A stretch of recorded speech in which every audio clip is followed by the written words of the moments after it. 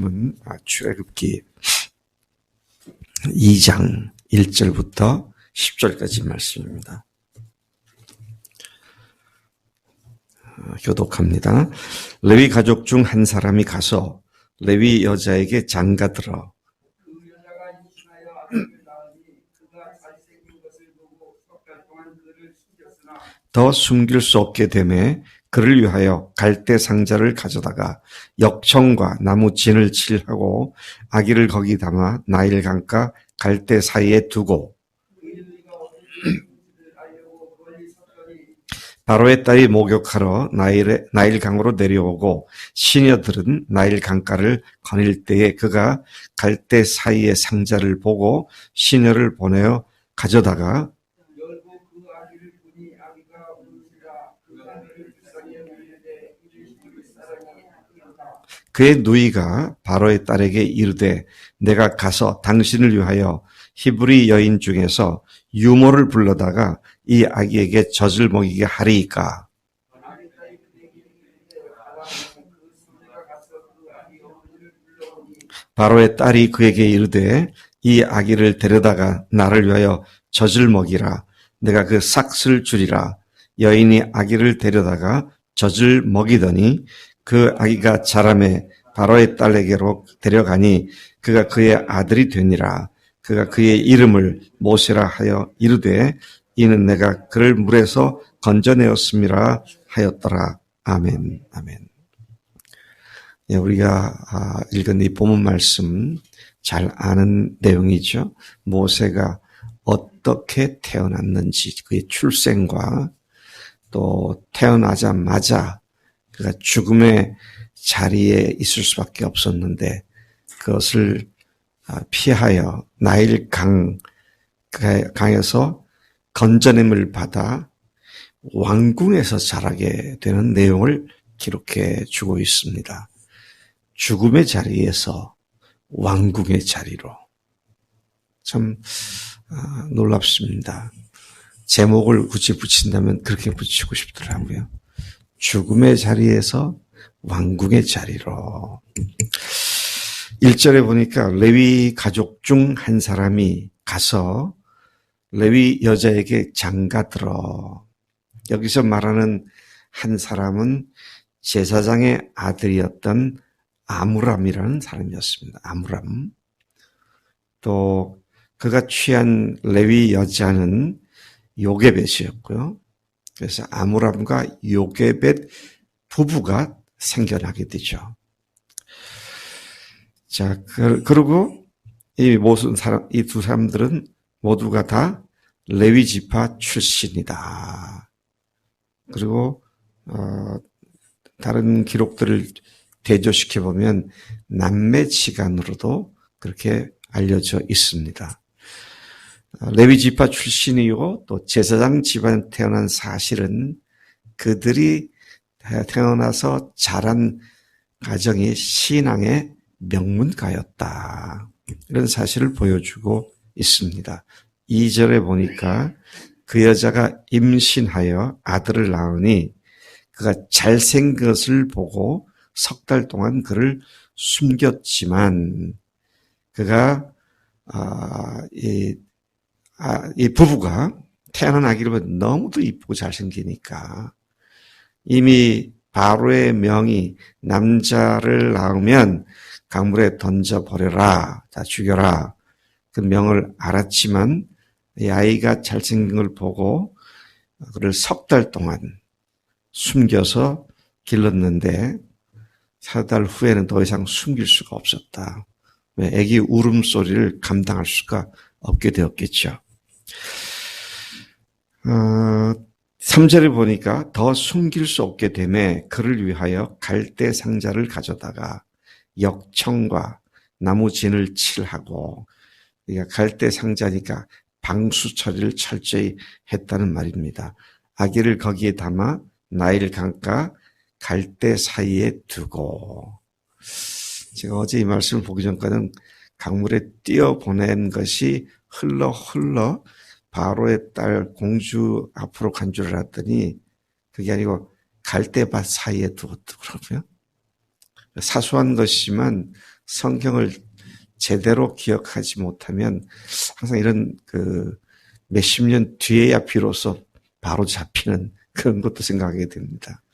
근데 갈대밭 사이에 두었다. 그렇게 말하죠. 갈대 사이에 두고. 자, 그렇게 모세의 부모는 어떻게 살리려고 길을 썼던 모습을 보게 됩니다. 때마침 바로의 공주, 바로의 딸, 이 공주는 시집을 가지 않은 공주로서 나이가 좀 있었던 것 같아요. 그리고 그가 목욕하러 강가로 나왔고 그를 시중들은 시녀들은 강가에서 거닐고 있었다. 그런데 공주가 마침 그 갈대 상자를 발견하자 한 시녀에게 그 상자를 건져오라고 그렇게 했고 상자를 열어보았을 때 한눈에 그 아이가 히브리 아기인 것을 알게 되었죠. 근데 마침 아기가 울고 있었는데 그 우는 아기가 불쌍한 생각이 이 공주의 마음에 들게 되었습니다. 7절부터 10절까지를 보면 상황이 그렇게 되자 모세의 누이는 미리암이죠. 네, 미리암이 그 바로의 딸에게로 다가갑니다. 그리고 말을 합니다. 내가 가서 당신을 위하여 히브리 여인 중에서 유모를 불러다가 이 아기에게 젖을 먹이게 하리이까. 여러분이 미리암이 모세보다 나이가 훨씬 많은 사람은 아니었던 것을 우리가 생각합니다. 근데 아무리 많아도 5에서 10살 그 사이일 것이었을 것이다. 추측이 되는데 어떻게 이렇게 아주 대견스럽게 얘기를 잘 했는지 모르겠어요. 자, 그렇게 그 말을 하고 난 뒤에 가라. 이 공주가 미리암에게 가라는 말은 무슨 말입니까? 네가 말한 그대로 가서 히브리인 유모를 불러오라는 말이었죠. 그렇게 미리암은 자기 어머니에게로 가서 어머니이자 모세 어머니인 자기 어머니 요게벳을 모셔오게 되었고 그 바로의 딸은 그 여인 모세의 생모에게 이 아기를 데려다가 나를 위하여 젖을 먹이라. 내가 그 삭을 주리라. 그렇게 했고 그 말을 들은 생모 요게벳은 아기를 데려다가 젖을 먹이기 시작을 했고 얼마 동안 그렇게 키운 모세의 생모는 더 이상 젖을 먹일 필요가 없게 되었을 때에 그를 다시 데려다가 공주에게다가 넘겨주게 되죠. 참, 제가 몇 살에 모세를 넘겼었을까 생각을 해보니까 이유를 했을 때로부터 얼마 안 됐겠구나. 젖을 먹일 필요가 없는 나이가 되었을 때겠구나. 서너 살쯤 되지 않았을까. 그런 생각이 듭니다. 자, 그렇게 10절에 보니까 그 아기가 자라매 바로의 딸에게로 데려가니 그가 그의 아들이 되니라. 제대로 양자로 받아들이게 되었다. 그렇죠. 죽을 수밖에 없었던 모세였습니다. 그가 강에서 건져냄을 받았습니다. 그 강은 죽음의 강입니다. 그대로 놔두면 죽습니다. 근데 죽음의 강에서 건져냄을 받고 왕궁으로 들어가 왕자의 대우를 받으며 살게 되죠. 왕궁은 어떤 것입니까? 절대로 그가 죽지 않을 곳입니다. 참, 이 말씀 보다가, 이게 예수님의 죽으심과 부활을 모세 어린 시절 통해서도 그림같이 보여주고 계시는구나. 그런 사실을 생각하게 되었습니다. 공주는 그 아기의 이름을 모세라고 불렀습니다. 모세라는 말은 뭡니까? 건져냄, 구원, 그런 말이죠. 그 이름은 내가 그를 물에서 건져내었음이라는 의미로서 그렇게 모세는 어릴 때부터 물에서 건져냄을 받은 자로서의 정체성을 가지고 자랐던 것을 보게 된 것이죠. 참 우리가 오늘 어떤 정체성을 갖고 사느냐.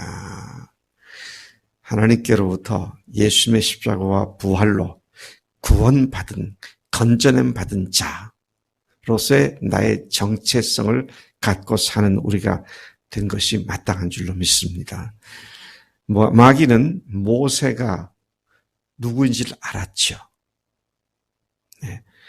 어머니 요게벳, 아버지 아무암, 이름을 잘 기억을 잘 못하겠어요. 아무람, 네. 아무람은 어떻게 했는가? 아무람. 그들도 몰랐어요. 모세가 누군지. 근데 마귀는 알고 있었습니다. 그 마귀가 가만 보니 모세가 자라서 자기 왕국, 그러니까 마귀의 왕국에 얼마나 해악을 끼칠 존재를 너무 잘 알았죠. 그래서 싹부터 뭉개버리기 위해서 죽이려는 그런 일을 시작을 했습니다. 또 누가 생각나는 사람이 있어요? 모세가 아기 때 그의 죽임을 당할 수밖에 없도록 마귀가 그렇게 역사했는데 또 누가 생각나요? 민환이 빨리 큰 소리로 얘기해. 예수님이 생각나지. 예수님이 태어나니까 마귀란 놈이 너무 잘 알잖아요. 헤롯을 통해서 예수님을 아기 때 죽여버리려고 하는. 야, 참 마귀란 놈이 얼마나 똑같은 전략을 구사하는지. 다은이가 믿음으로 딱 서니까 그냥 마귀가 그냥 두질 않아. 마음속에 계속 싸움이 있지. 그게 네가 별 볼 일 없으면 안 건드려, 마귀가. 쟤는 내뼈둬도 괜찮아. 그러고 말 거야. 그런데 우리 믿는 사람들을 마귀가 얼마나 흔들어 댑니까? 우리 김정호 자매님이 이제 금년 4월 달로 만 2년 됐잖아요. 길지 않은 세월인데 많이 흔들었죠, 마귀란 놈이. 그런데 성령님께서 딱 붙잡아 주시니 뭐 꿈쩍하지 않지. 네. 여러분, 우리가 하나님의 자녀로 어려움을 당하는 것은 우리가 하나님의 자녀인 또 다른 증거라고 말할 수 있어요. 그냥 뭐 내빼도 봐야 별 볼 일 없으면 가만히 내빼 둡니다. 그런데 우리 속에 싸움이 있고 고통이 있고 마귀와 치열한 그런 싸움이 힘겨움이 있고 자 이런 것들이 바로 마귀란 놈이 그렇게 우리를 못살게 굴고 초장부터 무너뜨리려고 하는. 근데 오늘 교회에 보면 그런 사람들이 너무 많아요. 네. 초장부터 무너져가지고 아예 구원받지 못하는 사람과 다를 바 없이 사는 사람들이 너무 많아. 근데 우리가 주님 앞에 바로 서게 되면 이 정체성 갖고 사는 것이 얼마나 하나님의 나라를 위해서 귀한 것인지. 우리 인주사님이 전도한 김용환 박사님이라는 분, 그분이 믿으니까 미국 또 프랑스, 독일에 있는 며느리들한테 전화해가지고 야, 내가 예수 믿었는데 너도 예수 믿어라. 마귀란 놈이 지금 기도 안 찰 거예요. 저기 뭐 교회도 한 번도 나가보지 않은 사람이 대전서 올라온 저기 임동현 집사한테 얘기 듣더니 온 세상에다가 계속 예수 믿으라고. 근데 그분 속에도 싸움이 있을 수 있어요. 이 마귀란 놈이 가면 안 되니까.